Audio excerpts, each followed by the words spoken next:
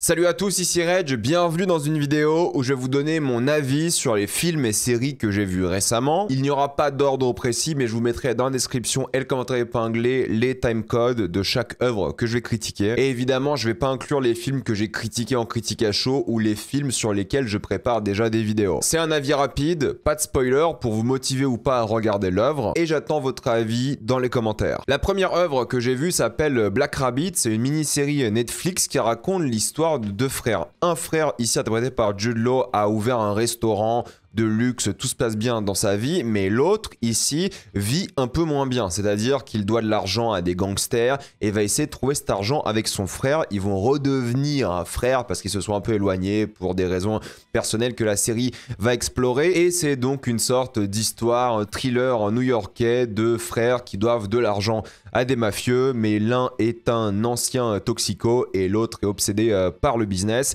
Et je trouve sincèrement que le grand problème de l'œuvre est sa longueur. Ça aurait dû être un film. Je comprends pas pourquoi c'est pas un film, parce que ça, 8 épisodes, c'est beaucoup trop long, c'est à rallonge, c'est insupportable de ce point de vue-là, et j'étais vraiment déçu par ça, parce qu'il y a tellement d'intrigues, tellement de trucs, tu dis ok, ils voulaient juste faire 8 épisodes, alors que ça, en film de 2 heures, ça aurait été nickel. T'es vraiment blindé de choses qui t'intéressent pas dans cette série, des personnages insupportables à suivre. Il y a pas mal de scènes qui auraient pu être mémorables, qui auraient pu être touchantes, qui auraient pu être fortes, mais vu que c'est tout le temps rallongé, vu que c'est constamment coincé dans le fait que c'est une série, il n'y a pas d'impact. Parce que dès qu'ils vont tenter un truc, vu que tu t'es tapé 45 minutes de presque vide tout le long, c'est assez décevant. Au moins, l'avantage, j'ai envie de vous dire, que c'est une fin définitive. Ils vont pas pouvoir faire de saison 2. Ou alors, s'ils le font, ça va être encore pire parce qu'il y aura des flashbacks, des trucs, des flash-forward. J'imagine ça va être insupportable. Mais là, au moins, ils ont assumé. Oui, les acteurs sont bons, ça faut le dire aussi, mais l'ambiance ne marche pas. Il n'y a jamais ce côté bas-fond New York, alors que le premier épisode, j'avais un peu d'espoir. Mais en fait, ils ont tellement tiré ça en longueur que l'ambiance s'est complètement diluée. Les intrigues avec les frères sont pas mal en général, surtout par rapport à leur vécu, leurs différences. Ils ont une bonne alchimie parce que les acteurs sont bons, mais ça fait thriller new-yorkais un peu cheap. Pourtant, j'aime bien l'esthétique pellicule. Je l'ai déjà vu et je l'ai déjà oublié, et j'étais déçu par ça parce que moi, le concept, un thriller mafia New York avec ces acteurs-là que j'aime beaucoup, un truc un peu frénétique à la Uncut Gems qui est sorti récemment, mais vraiment de manière efficace, j'aurais adoré. Mais là, c'est pas efficace, et le vrai problème, c'est le rythme. C'est vraiment trop long. Et ça a gâché pour moi l'œuvre. Je l'ai déjà oublié, donc honnêtement, d'après moi, il faut clairement passer son chemin. Pour parler maintenant film, j'ai vu L'épreuve du feu, c'est un film français, et j'avoue honnêtement qu'en regardant l'affiche, j'avais pas spécialement envie de le voir, mais les critiques étaient tellement positives, et je pense qu'aujourd'hui c'est peut-être mon film français préféré de l'année. En gros, c'est l'histoire d'un jeune homme timide qui se retrouve avec ses amis d'enfance, mais cette fois-ci accompagné d'une très jolie fille qui n'appartient pas du tout à la même classe sociale qu'eux.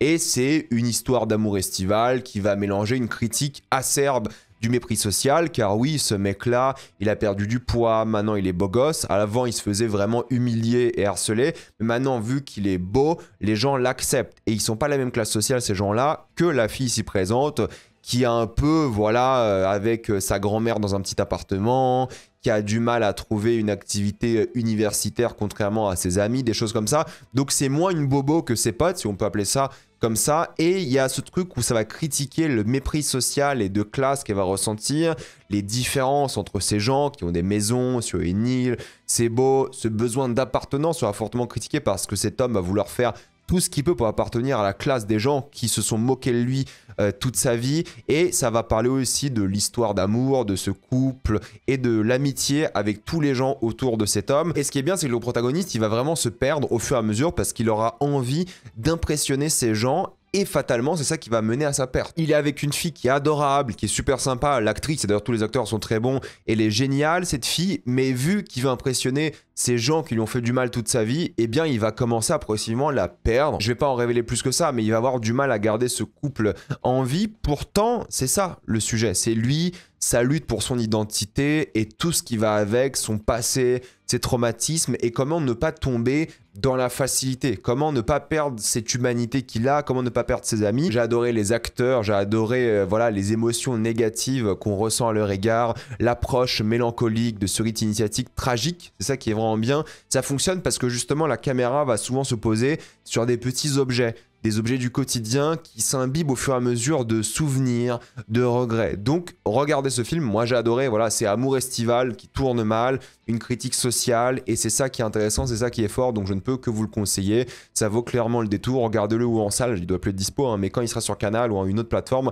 regardez cette œuvre parce que je pense que vous allez adorer, même si vous allez détester les personnages, mais c'est un peu le but. Concernant la prochaine œuvre, j'ai revu Sleepy Hollow parce que je l'avais jamais vu en salle et je me suis déplacé pour le voir au cinéma. Bon, je vais en parler rapidement, peut-être un jour je ferai une critique dédiée à cette œuvre, mais je pensais vraiment l'adorer, ce film. Quand j'avais 15 ans, j'aimais beaucoup ce projet, j'aimais beaucoup Tim Burton, et là j'ai redécouvert un Sleepy Hollow en salle, et même si j'ai beaucoup le côté assumé, comédie d'horreur et l'esthétique toujours unique du réalisateur, ce truc un peu gothique qui marche très très bien chez Burton, eh bien je trouve que le film c'est un véritable bordel en le revoyant. Il y a beaucoup trop d'intrigues, trop de personnages, et le mélange de whodunit et d'action ne fonctionne pas vraiment parce qu'en fait il sait pas filmer l'épique en soi, Tim Burton, et c'est son gros problème dans toute sa filmographie. En plus de ça, il y a les scènes qui s'enchaînent à une vitesse folle, le film se pose jamais, et on a l'impression de voir une version courte du projet. T'as l'impression que la Director's Cut sera disponible dans quelques mois, mais il n'existe pas, évidemment. Ceci dit, c'est assez facile d'être charmé par la proposition de Burton, les acteurs s'imprègnent parfaitement de leur rôle. Burton, il arrive à marquer la rétine avec quelques très bonnes idées, des décors, une ambiance que les gens adorent et à juste titre, mais pour moi, ça se casse la gueule avec le climax qui enchaîne les péripéties bordéliques et les twists nuls. Ça reste un bon moment, mais j'avoue l'avoir revu vraiment à la baisse parce que j'avais une vraie forme d'affection que j'ai encore, d'ailleurs, je crois que j'ai mis un cœur sur Letterboxd pour ce projet, et c'est quelques moments assez singuliers, mais en le revoyant, j'ai aimé cette plongée dans la ruralité gothique et l'histoire de fantômes et le drame du village, mais en termes de scénario, je trouve que c'est très limité, je trouve que les personnages sont pas très intéressants, pas très bien développés malheureusement, mais voilà, l'ambiance sauve un peu tout ça, les moments de comédie aussi, c'est juste que c'est vraiment le bordel, et c'est vrai qu'en termes de mise en scène et en termes d'action, Tim Burton il est pas bon, mais ça reste un bon film que je conseille, mais j'étais déçu de le revoir à la baisse. J'ai vu l'intérêt d'Adam, c'est donc l'histoire d'Anna Maria Vartolomei qui joue la pire mère de l'année, compétition peut-être avec Ma Mère, Dieu et Sylvie Vartan, elle était horrible aussi cette mère.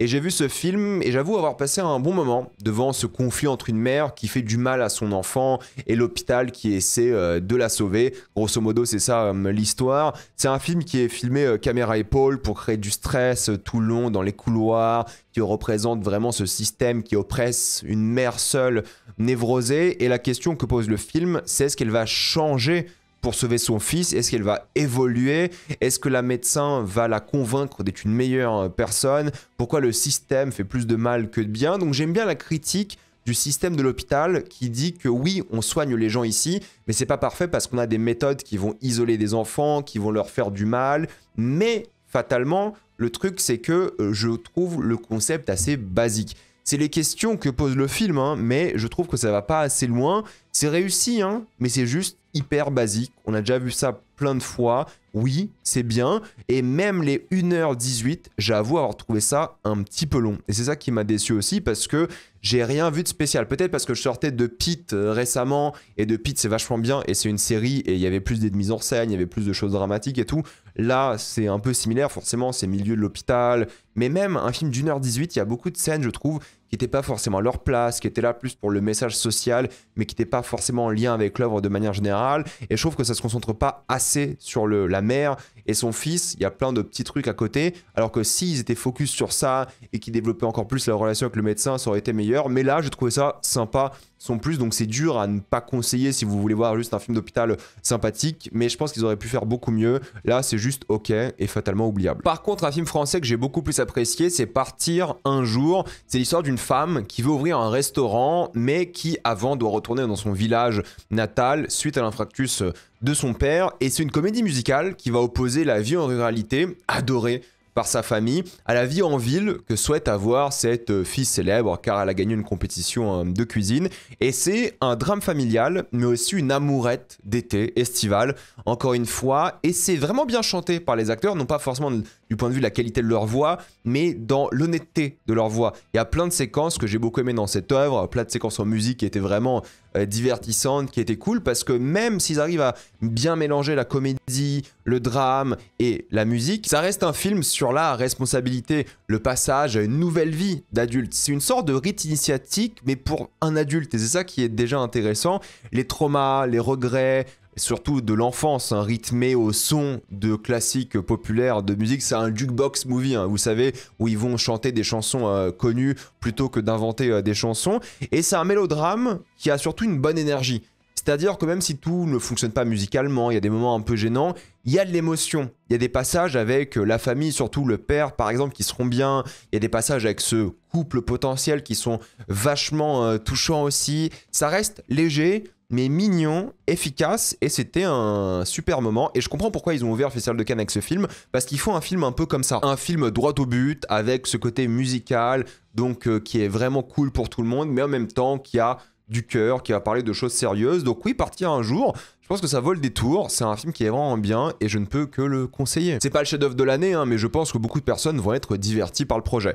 Ensuite, j'ai vu un documentaire qui s'appelle Hors Service. C'est le distributeur qui m'a envoyé un lien pour le regarder. Et c'est grosso modo 6 ex-employés du service public qui sont interviewés pour raconter leurs expériences et pourquoi ils ont arrêté de travailler dans le domaine médical, policier, éducatif ou encore légal. Tout se passe d'ailleurs dans un hôpital délaissé par l'État. C'est un film qui va se concentrer sur les coupes budgétaires du gouvernement, qui a progressivement abandonné certains secteurs au profit de la rentabilité. Il vise à comprendre pourquoi et comment certaines personnes sont affectées physiquement, financièrement et émotionnellement par les politiques publiques. Donc juste pour ça, c'est assez intéressant parce qu'on va vraiment se concentrer sur l'impact émotionnel plus que juste sur le travail et sur le côté un peu macro du gouvernement. Ces politiques ont évidemment énormément impacté ces personnes qui sont interviewées au point de devoir sévèrement se remettre en question, de changer leur vie et de trouver un but à leur existence. On s'intéresse à leur psychologie en explorant ces violences qui sont administratives. En fait, on se rend pas compte qu'il y a des gens,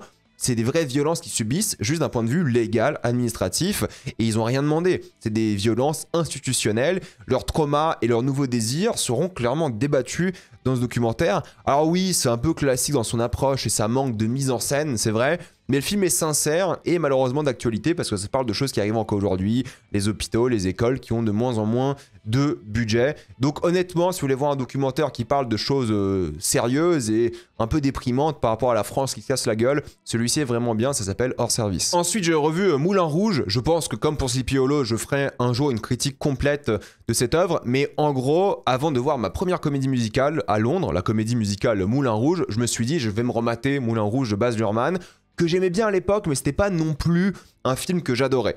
Mais, fatalement, je suis fan de comédie musicale, et là, on est face à une comédie musicale qui associe à la fois tragédie d'époque et musique anachronique, forcément populaire et chantée. Et c'est marrant parce que dans la comédie musicale à Londres, là, c'était des musiques du coup des années 2010-2020, et là, c'était des musiques des années 90-2000. Donc, pour la comédie musicale dans la vraie vie, ils ont réadapté et fait des nouveaux choix, ce qui est logique. Mais j'aime bien ce côté où ils prennent genre du Nirvana et ils chantent au Moulin Rouge du 20e siècle. Je trouve ça vraiment très divertissant.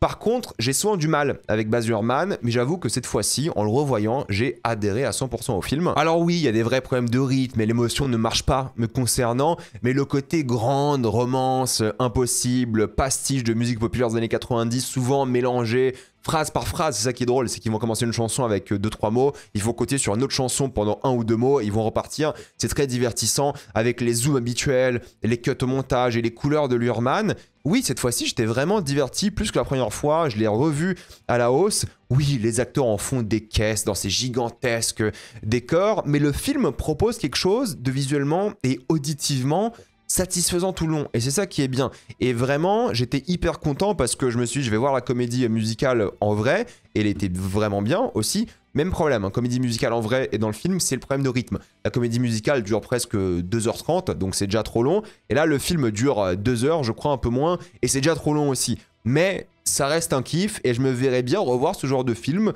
tous les 1 an et demi, 2 ans, parce que j'ai pris un vrai pied devant, même si encore une fois, musicalement, c'est pas exceptionnel en termes de chant et tout, et il y a des soucis par rapport à certains moments d'émotion qui marchent pas très bien, je trouve, par rapport à l'ampleur que veut avoir l'œuvre, par rapport à la mise en scène, mais il y a des séquences aussi qui sont géniales, quoi. Enfin, une bonne moitié du film, c'est que la musique, et c'est un pur kiff. Donc oui, je conseille encore aujourd'hui Moulin Rouge, et je suis content quand je vois des films à la hausse, parce que Sleepy Hollow, je l'ai revu à la baisse, Moulin Rouge, je l'ai revu à la hausse, et c'était trop bien. Pour préparer ma critique de Tron Ares, je me suis rematé donc le premier Tron, et c'est le meilleur de la trilogie, disons les choses. Oui, ça a peut-être un peu mal vieilli, hein, car ce sont littéralement les premiers effets numériques de l'histoire, ou en tout cas parmi les premiers effets, mais le film est sincère et veut raconter ce parcours du héros avec les moyens du bord. C'est un peu difficile à regarder, j'avoue, mais il y a quand même quelques idées de mise en scène qui sont bien par rapport à l'homme contre l'intelligence artificielle, l'identité, le parallèle qui est dressé entre le vrai monde et le monde virtuel, surtout par rapport au rapport de force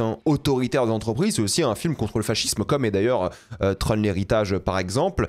Et c'est pour ça aussi que j'ai regardé ce film, c'est que je voulais rattraper Tron l'héritage que j'ai critiqué sur ma chaîne. Et c'est aussi un film sur le travail d'équipe qui utilise parfaitement le concept du jeu vidéo, beaucoup plus que les deux films d'après, ce qui est assez étonnant. Et il crée un vrai drame par rapport à ça, par rapport à l'action. Les courses en moto restent bien, même si c'est vrai qu'aujourd'hui elles sont filmées avec plus d'intelligence. Celle de Tron Ares pour le coup était bien, celles de Tron Legacy sont pas mal aussi, mais là au moins ils ont pas les moyens et ils trouvent des idées de mise en scène pour les rendre bien. Donc les courses en moto restent cool.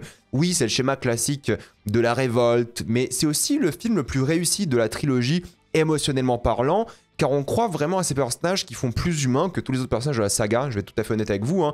Donc c'est difficile à recommander visuellement parce que ça a vraiment mal vieilli et ça a une tronche qui est vraiment pas bien du tout et c'est particulier à regarder, mais ça reste une expérience unique qui je pense vaut le détour si vous êtes cinéphile, si vous l'avez jamais vu.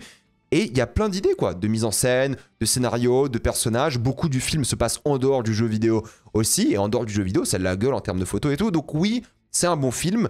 Mais c'est difficile à recommander juste à cause, entre guillemets, des visuels qui sont limités, quoi. Mais honnêtement, si vous êtes cinéphile, tentez-le, parce que c'est une expérience qui est vraiment sympa. Ensuite, j'ai vu Steve, et je dois admettre que j'ai un énorme respect pour Cillian Murphy. Le mec sort d'un projet à 970 millions au box-office international, il gagne son premier Oscar, il cartonne au box-office, et il fait ensuite 2 projets de films indépendants qui vont parler donc de jeunesse perdue et oppressée, avec le même réal, les deux si je dis pas de bêtises, donc je suis hyper content et hyper fier du travail que fait Cillian Murphy. Il aurait pu faire des blockbusters, des films à Hollywood qui auraient coûté super cher et tout, même si c'est des films à Oscar, mais là, il choisit de retourner dans son pays et faire des films indépendants qui sont vachement bien. J'ai vu donc Steve, c'est l'histoire d'un professeur qui doit s'occuper de jeunes garçons exclus de la société et enfermés dans un gigantesque manoir servant de foyer. Ils sont colériques, instables émotionnellement, dépressifs, mais aussi un danger pour le staff dont Steve fait partie. Et il doit à la fois gérer une équipe de télévision venue critiquer le système mis en place, donc lui fait son taf et il y a la télé qui critique tout ce qu'il fait, un politique qu'il déteste et qui déteste aussi cet établissement qui va se faire vendre d'ailleurs par des bureaucrates sans âme, et il doit aussi gérer son équipe pédagogique, le staff, et évidemment ces jeunes hommes qui découvrent leur masculinité, parce que c'est que des hommes, via ce rite initiatique. Donc en fait l'histoire elle est découpée en plusieurs heures, et le film a une approche étonnamment très musicale et expérimentale dans la mise en scène. Il y a une séquence en drone avec plein de choses hyper intéressantes, vous allez voir dans le film, et il y a aussi des éléments fantastiques, tout en ayant pendant beaucoup de passages du film une caméra à épaule qui crée de l'intensité lors de certains dialogues. Donc en fait c'est 1h30 qui bouge vite, mais qui se pose aussi pour avoir des moments intimes et des surprises. On a l'impression que c'est de pire en pire pour Steve, c'est vrai, et pour l'établissement avec aucune sortie de secours. On va plonger dans sa santé mentale de ces individus, de une, mais aussi de Steve. Et c'est aussi un film qui va critiquer un système pourri qui ne fait que repousser les jeunes hommes et les hommes de manière générale et qui crée un système patriarcal encore plus difficile pour tout le monde, d'ailleurs, parce que ces jeunes hommes, ils vont faire mal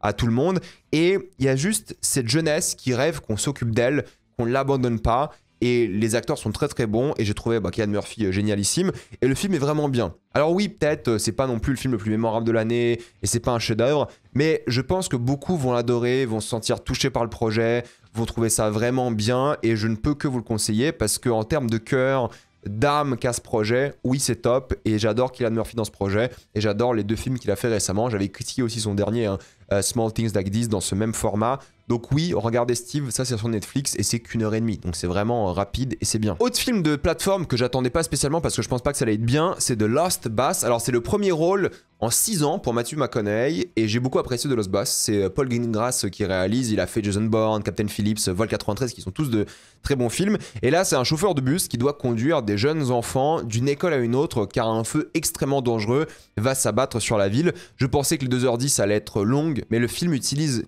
tellement bien son temps pour parler des traumas du personnage principal afin d'essayer de lui construire une sorte de thérapie et de catharsis.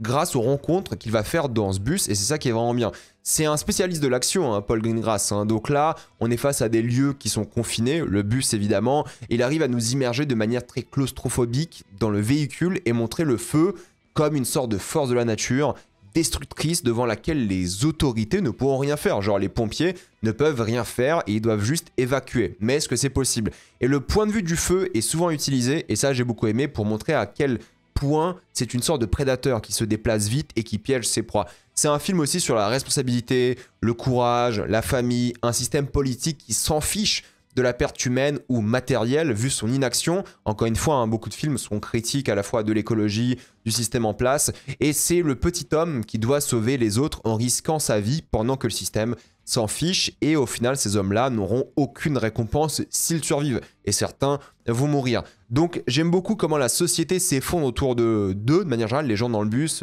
les deux adultes et les enfants, parce qu'il y a un côté un peu apocalyptique à la chose, ça va vraiment flirter avec ça. Donc oui, j'étais assez impressionné, c'est un bon film à la fois d'action, un drame, c'est cool, c'est sur Apple TV+, ça vaut aussi les tours si vous voulez voir un film d'action vraiment bien. J'ai rattrapé à bout de souffle aussi parce que je voulais voir donc le film de Linklater, Nouvelle Vague, dont on va parler dans quelques secondes, et j'aime beaucoup le côté chaotique de l'œuvre. On suit un personnage principal qui est charismatique mais à la fois imprévisible, rebelle, c'est aussi un criminel mais un charmeur très humain. La mise en scène elle reflète parfaitement cette attitude entre les sauts surprenants d'une séquence à une autre, le côté amateur, improvisé, le montage spontané, mais surtout authentique. C'est ça qui est bien, c'est qu'on ressent que chaque scène a une idée et fait ressentir des émotions contradictoires. Je veux dire, il y a des personnages qui sont vraiment difficiles à apprécier, mais on est embarqué dans cette romance interdite à laquelle les protagonistes n'arrivent pas à résister. Ils devraient pas être ensemble, mais il y a ce truc un peu où ils peuvent pas non plus s'échapper, s'éloigner de l'un de l'autre, et c'est à la fois rempli de gangsters, mais aussi de discussions sur la liberté, sur l'homme de manière générale et sur le cinéma. Donc c'est 1h30 d'un film sorti en 1960, ces premiers films de Godard, qui sont fascinantes encore aujourd'hui, surtout pour un premier film qui a tellement influencé le cinéma, qu'on aimerait encore être dans la voiture avec ce couple, entre guillemets. Donc si vous n'avez jamais vu À bout de souffle, oui, c'est particulier, oui, c'est spécial si vous n'êtes pas habitué à ce genre de film, mais vous voyez un peu l'impact qu'a eu Godard sur le cinéma juste avec ce projet-là, et l'impact de la nouvelle vague sur le cinéma, parce que c'est quand même ça hein, aussi, hein, À bout de souffle. Donc ça vole des tours, mais attention, pas tout le monde va apprécier, parce que c'est chaotique, c'est encore une fois un peu improvisé, un peu amateur, mais c'est unique. Et juste pour ça, moi, je peux le conseiller. Et je sais pas si vous avez remarqué, mais je suis passé à l'image de la nouvelle vague. Et oui, parce qu'on va parler de ça. Vous avez vu, ils ont fait un bon travail de reconstitution de la nouvelle vague avec le film Nouvelle Vague. Donc c'est le film de Richard Linklater. Et c'est donc l'équivalent d'Avengers Endgame pour cinéphiles obsédés par ce courant cinématographique. Et moi, j'aime beaucoup le travail de Linklater. Hein. J'aime beaucoup quasiment tous ses films. En tout cas, ceux que j'ai vus, j'en ai détesté aucun. Je les ai tous aimés. Donc le voir explorer la création d'un film qu'il aime tant fonctionne parce qu'en fait on sent son amour, sa passion, et il essaie de dégager un peu la même énergie chaotique qu'À bout de souffle, même si là c'est vrai que ça fait plus liste à cocher des événements plutôt que ce récit rebelle qu'est l'œuvre de base, mais il arrive quand même à trouver de l'humanité dans les amitiés, les presque romances des personnages, car même s'il y a beaucoup de clins d'œil qui sont lourds, je trouve, il rend hommage à une période et à des gens et un courant artistique, et ça c'est pas mal. Il reconstruit à la fois une sorte de pensée, de liberté, d'audace, mais malheureusement le film est trop basique pour ça. C'est ça qui m'énerve, c'est que il va parler des choses qui sont audacieuses, mais le film n'est pas audacieux. Il va s'attacher à la formule classique d'un film qui raconte la production d'un autre film.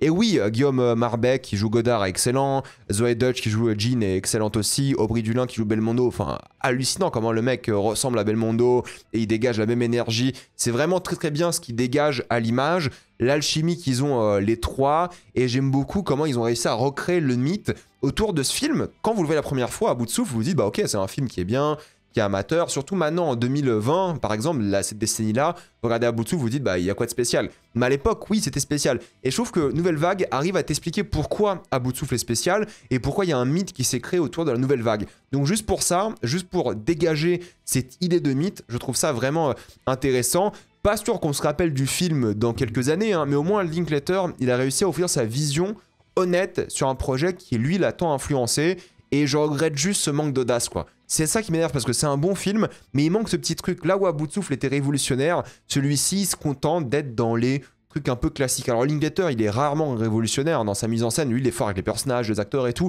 Il a pas des plans de fou, des mouvements de caméra de fou. Il a des concepts qui sont bien. Mais là, je suis un peu déçu parce que, putain, c'est un film qui est tellement unique pour l'époque, à bout de souffle. Il nous a expliqué pourquoi c'est unique et ça, c'est bien. Mais le film en question, Nouvelle Vague, lui, est pas unique. Et ça, c'est un peu décevant, sans même parler de tous les clins d'œil un peu lourdingues. Mais ça reste bien et je vous le conseille, je crois que c'est encore en salle. Ensuite, j'ai vu L'homme qui rétrécit. Alors oui, j'ai vu l'ancien. Pourquoi j'ai vu l'ancien et pas le nouveau ? Parce que j'ai un peu la flemme de voir le nouveau, parce que j'ai vu l'ancien. À la base, je voulais voir l'ancien parce que moi, c'est un film que j'aimais beaucoup quand j'étais gosse. D'ailleurs, il me faisait peur à cause de l'araignée géante. Et je l'ai vu et je me suis dit, bah ça me suffit. J'ai pas besoin de voir le nouveau. C'est une attitude un peu bête, hein, je suis d'accord avec vous, mais je suis aussi hyper occupé en ce moment. C'est pour ça que j'ai pas eu le temps, mais on en reparlera de pourquoi je suis occupé.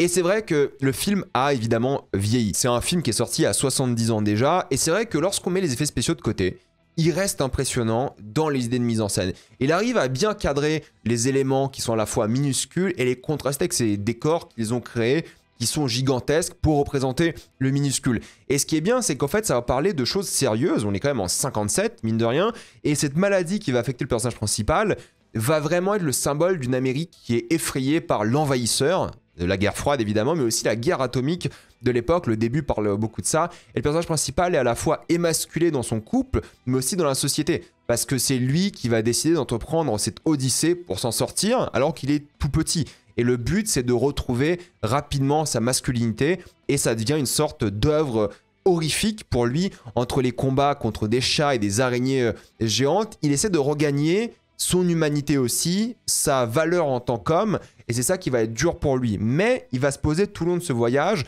qui est vraiment une odyssée pour lui. Pour nous, c'est genre quelque chose de minuscule, mais pour lui, c'est devenu évidemment gigantesque. Il va se poser ces questions existentielles, parce qu'il rétrécit sans arrêt lors du film. Et ça va tacler aussi évidemment nos préjugés et nos comportements discriminatoires envers des gens qui sont différents. Et le film s'oppose au status quo, disons, qui abandonne les malades et toute personne qui n'est pas représentative de la société. Oui, il y aura des visuels qui sont aujourd'hui un petit peu bizarres, mais je vous jure, il a 70 ans le film, et c'est un film qui a beaucoup d'effets spéciaux, mais en termes d'idées de mise en scène, vous allez être surpris à quel point ils ont réussi à bien faire les choses. Je veux dire, si moi j'avais peur quand j'étais gamin, c'est que ça veut dire que ça marchait bien déjà à l'époque. Et en le revoyant aujourd'hui, j'étais impressionné par la qualité. Parce que oui, vous allez voir les contours et tout, et parfois les incrustations sont dégueulasses, mais on est en 57, il n'y a pas d'ordinateur en soi. Tron, c'est en 80, c'est les premiers effets numériques. Donc là, on est en 57 et ça rend super bien. C'est qu'1h20. La narration, peut-être, elle est un peu too much, c'est pas assez subtil. Mais j'ai fini le film et je me suis dit, j'ai pas besoin de voir le remake. C'était suffisant. Mais j'irai voir le remake, un de ces quatre.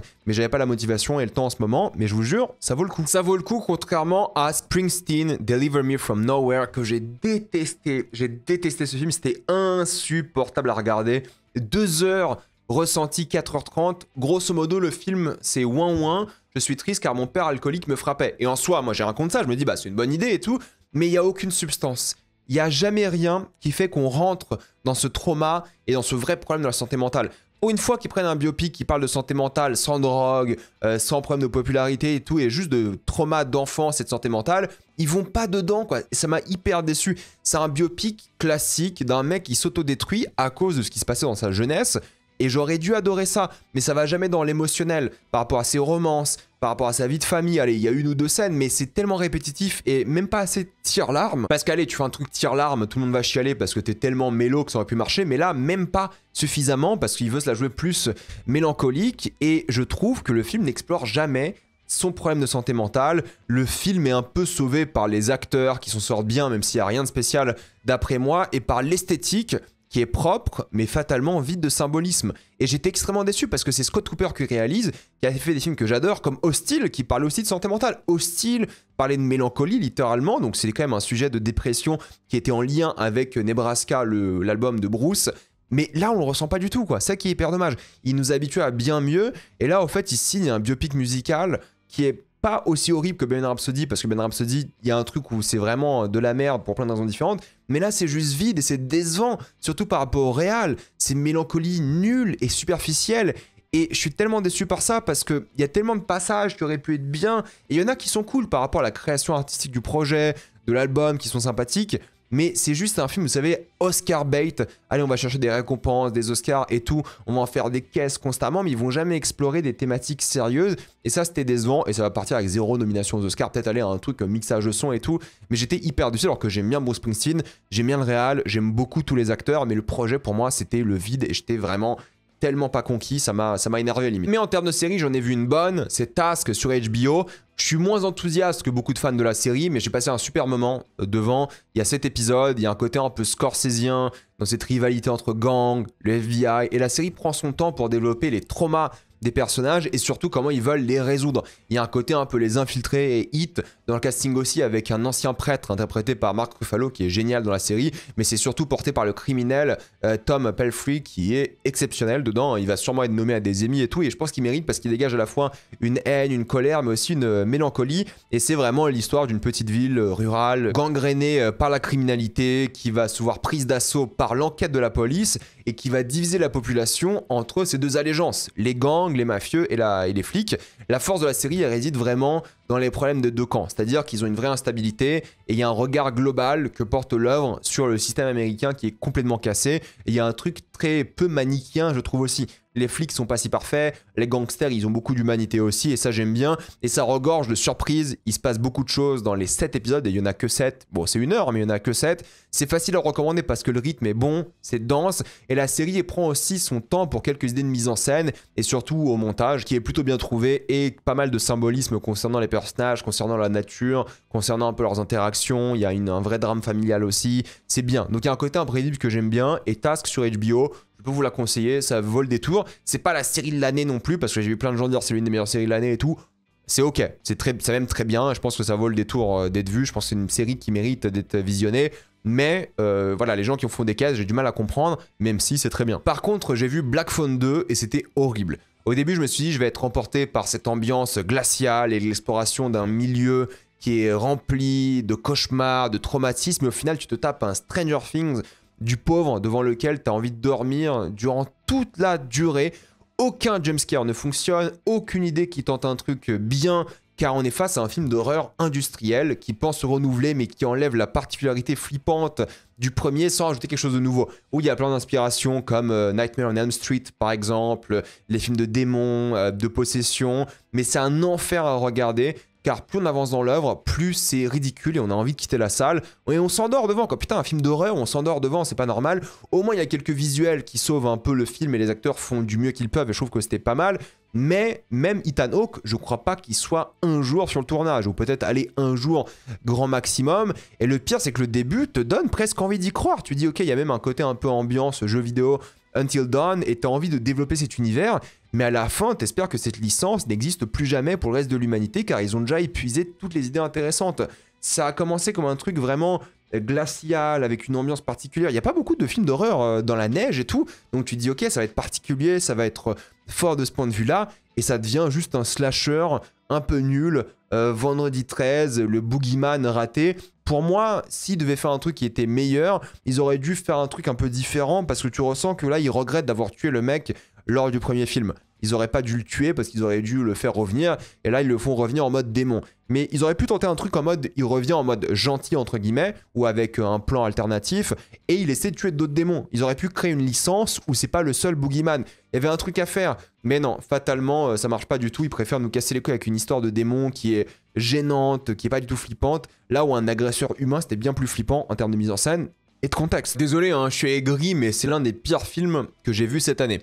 Contrairement à La voisine idéale, c'est un projet Netflix que j'ai trouvé vraiment pas mal. En gros, c'est un documentaire tourné avec les caméras embarquées des policiers. Oui, c'est une vraie œuvre avec des vraies caméras, une vraie histoire qui s'est passée. Et au début, on pense que c'est une femme un peu malade, un peu folle, mais le film révèle rapidement le vrai problème de la société qui mélange l'inefficacité de la police et un racisme systémique d'un pays qui détruit des familles noires. Et en termes de mise en scène, c'est assez fort parce qu'en fait, on a une œuvre décousu uniquement parce qu'on a le point de vue des flics. Donc en fait, la caméra s'active lorsque les flics ils sont au travail, donc lorsqu'il y a un appel et des choses comme ça. Donc on n'a aucun contexte sur ce qui s'est passé, mais on se met à la place des flics. Et ça c'est bien parce qu'en fait, on a une sorte d'enquête en même temps que la caméra, donc en même temps que les protagonistes, et ça c'est quelque chose qui est assez particulier pour un film, qui font plutôt bien. Et le film en fait un peu trop des caisses à certains moments, il tourne trop certaines scènes au lieu de laisser un peu respirer le film, ou voilà, ils vont un peu vite à certains moments je trouve, et parfois ils auraient dû prendre plus de temps. Mais fatalement, je trouve que le message est important. La proposition bodycam, dashcam de voiture est immersive et c'est assez enthousiasmant à regarder, ce qui est quand même paradoxal parce que c'est un film qui est super divertissant alors que ça devrait pas. C'est quand même une histoire horrible, c'est une vraie histoire. Pourtant, toi en tant que spectateur, t'es diverti parce que le concept est bien. Le côté caméra embarquée, c'est un truc qui marche du tonnerre et tu enquêtes comme les flics. Et ça c'est trop bien, tu te demandes vraiment qui dit la vérité, qu'est-ce qui se passe, qu'est-ce qu'elle a fait cette femme et tout. Donc oui, fatalement, c'est un peu ironique d'être autant diverti face à une histoire macabre comme ça, mais le concept est tellement fort que fatalement, c'est un bon moment, un bon film, et je ne peux que vous le conseiller. C'est très divertissant, c'est sur Netflix et ça dure qu'1h20. C'est un projet assez glaçant, comme le nouveau film Netflix qui est sorti, A House of Dynamite, le nouveau film de Catherine Bigelow en 8 ans. Elle n'a pas fait de film depuis Détroit, si je dis pas de bêtises, et j'ai beaucoup aimé ce film, honnêtement. J'étais vraiment conquis par ce film. Pour faire simple, c'est plusieurs personnes qui travaillent donc dans des domaines différents de l'administration américaine, que ce soit du président aux personnes qui checkent voir si le pays se fait attaquer par des ogives nucléaires. Et c'est ce qui se passe. En gros, il y a l'un des départements qui reçoit une alerte, une ogive nucléaire est en direction des États-Unis. Mais ils savent pas s'il existe, de une. Ils ont qu'un bouton, une sorte de truc sur un écran qui bouge. Ils savent pas si c'est une fausse alerte, ils savent pas si ça va exploser, ils savent pas s'il y a une erreur, ils savent pas. En fait, ils savent pas si c'est vrai. Mais l'ogive se rapproche de plus en plus du pays et d'endroits stratégiques du pays. Donc, ils font comment? Ils vont commencer à mettre en place différentes méthodes pour essayer d'arrêter ce missile nucléaire, mais ils savent pas si c'est un missile. Ça qui est intéressant, c'est qu'ils vont tout mettre en place pour essayer de tout arrêter. Et il y a plein de discussions hyper intéressantes, c'est-à-dire que premièrement, vu qu'il y a un doute permanent, parfois ils se disent, bon, si ça s'écrase sur une grande ville, ça va pas exploser, c'est fake, c'est faux. Ils vont envoyer des missiles pour les contrer. Ils vont se dire, bah voilà, si ça rate, pire c'est pas grave. Donc le fait que ce soit un doute, et le fait qu'on ait le point de vue de ces gens-là, qu'on va suivre, hein, il y a 3 histoires différentes, c'est hyper intéressant parce que c'est juste un écran d'ordinateur et c'est potentiellement la fin du monde. Donc ce que j'adore, c'est la déconnexion entre l'extérieur, la nature, et en même temps l'intérieur, où le monde se joue sur un écran et des pixels. Et ça, c'est fascinant, à la fois ce doute de savoir ou pas ce qui se passe, tous les gens qui commencent à mettre en place des choses pour arrêter ce qui se passe, j'ai trouvé ça génial. Et ce qui va beaucoup énerver les gens, c'est que la première demi-heure est d'une intensité folle, mais vu qu'il y a 20 minutes avant le crash potentiel ou l'explosion potentielle de ce missile, eh bien, il y a 20 minutes de film, et c'est plus ou moins en temps réel, et ils vont répéter ces 20 minutes 3 fois. On va suivre 3 fois la même histoire, mais c'est pas en mode Rashomon. Vous savez, Rashomon, on suit 3 fois la même histoire, mais c'est d'un point de vue différent. Là, on vit exactement le même point de vue, on n'a pas plus d'informations, mais on vit 3 fois la même histoire, du point de vue de quelqu'un d'autre, mais sans altercation de l'histoire. Ils ont tous plus ou moins les mêmes infos, et nous les spectateurs aussi. Donc ça va souvent répéter les mêmes choses, et en tant que spectateur, d'habitude, tu te dis, bah c'est quoi cette merde? Normalement, tu me donnes un point de vue différent, je sais pas. Non, là, c'est les mêmes infos constamment, mais bon, il y a quelques trucs en plus, hein, mais fatalement, c'est la même chose. Et ça, j'ai beaucoup aimé parce que tu dis, à la base, c'est la merde, parce que c'est stupide de faire ça, mais ça renforce un truc qui est vraiment bien, c'est-à-dire qu'ils sont tous dans la même situation. Il peut être le président, il peut être quelqu'un qui bosse avec le président pour déclencher une guerre nucléaire, ça peut être le mec qui s'occupe de plein d'agences et tout. Je ne vais pas rentrer dans les détails de qui sont les personnages, je pense que c'est intéressant pour vous de découvrir ça, mais ils ont tous les mêmes infos, ils font tous des choix plus ou moins similaires, et ça parle juste de ça, de la confusion de ce système, à quel point en fait en 20 minutes c'est la fin du monde, et à quel point ils sont impuissants. C'est ça qui est bien, c'est qu'ils sont derrière leurs écrans et ils peuvent grosso modo plus ou moins rien faire. Alors ils peuvent faire des trucs, mais ça serait la fin du monde par exemple. C'est-à-dire contre-attaquer. Mais contre-attaquer contre qui? Est-ce que c'est la Russie qui a envoyé le missile? Est-ce que c'est la Corée du Nord? Est-ce que c'est la Chine? En fait ils savent pas. Donc potentiellement c'est la Corée du Nord, ils veulent envoyer un missile sur la Russie. Bah il y a un débat, il y a une discussion. Est-ce que le président il est prêt à balancer des ogives nucléaires et arrêter le monde? C'est une question qui se pose aussi. Et ils ont tous les mêmes infos et le fait d'avoir à chaque fois la même histoire 3 fois, toi en tant que spectateur ça te saoule. Mais tu vois aussi à quel point ils gardent leur courage, leur responsabilité, mais en même temps, leur devoir à leur famille, qui est vachement intéressant, parce que chacun de ses membres va contacter leur famille et tout. Et bon, il y a des choses qui sont vraiment bien, mais grosso modo, ça montre à quel point le système est complètement brisé, à quel point c'est critique des États-Unis. Il y a des gens qui font des choix qui sont difficiles dans l'œuvre. Et ça que j'ai beaucoup aimé, c'est que on prend le point de vue de ces gens, par exemple, bah, la personne qui va voir les missiles, dans le B2, je crois, c'est le nom de l'avion. Est-ce qu'ils vont larguer des missiles?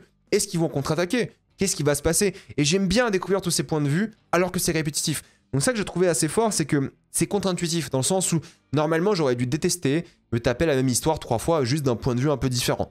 Mais fatalement, voir les failles de ce système 3 fois de manière différente et voir qu'à chaque fois, fatalement, les humains font les mêmes choix tous parce qu'il reste des humains et face à cette déconnexion de juste un écran et puis basta, en fait, il n'y a personne à aucun moment qui regarde le ciel. Parce que tu peux pas. Ça va à genre 10 km/s. Tu vois, ça va tellement vite que tu peux même pas voir ça dans le ciel.